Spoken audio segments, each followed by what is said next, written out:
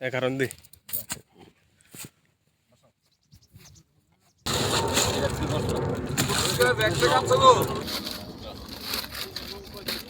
কেমন আছেন প্রিয় দর্শক? আবারও চলে আসলাম। আজকে চলে আসলাম দাসেরকান্দি গ্রামের এই খামারে কিভাবে মাছ ধরে সে ভিডিও নিয়ে। দেখুন প্রচুর মাছ ধরা পড়েছে। তো এই মাছগুলো এখানে রাখা হচ্ছে, মানে যে খামারটা আছে খামারটা অনেক বড়। এই দূর থেকে এই নৌকা দিয়ে মাছ ধরে এখানে রাখে। যখন মাছ ধরা শেষ হয়ে যাবে তখন কিন্তু এই এই জাল থেকে মাছগুলো উঠিয়ে নিয়ে যাবে। তো দেখুন বিশাল বড় একটা খামার। এটা কিন্তু তীরমোহনী এলাকার মধ্যে পড়ছে। তো প্রতি বছরই এখানে খামারে বিভিন্ন জাতের মাছ চাষ করা হয়, যেমন তেলাপিয়া, কার্পু, গ্লাস কাপ এবং প্যাঙ্কাস, আরও অনেক ধরনের মাছ এখানে চাষ করে। আর যারা খামারি আছে তারা এখান থেকে বড় বড় মাছগুলো বাড়িতে নিয়ে যায়। তো দেখুন এখানে অনেক মানুষ আছে, কেউ মাছ কিনতে আসছে, কেউ মাছ দেখতে আসছে।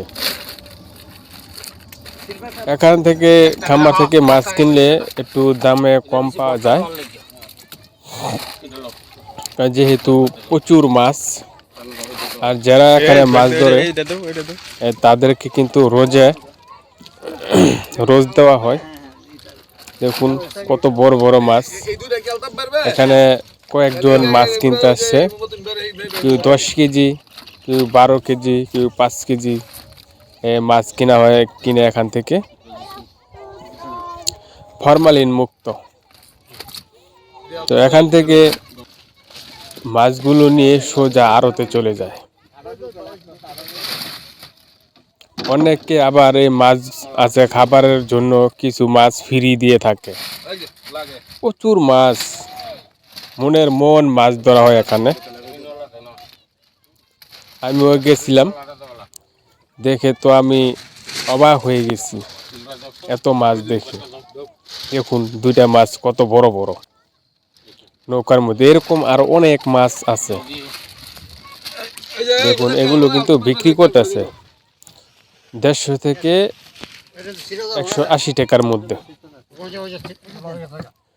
ঢাকা থেকেও মানুষ আছে দেখার জন্য এবং মাছও কিনে নিয়ে যায়।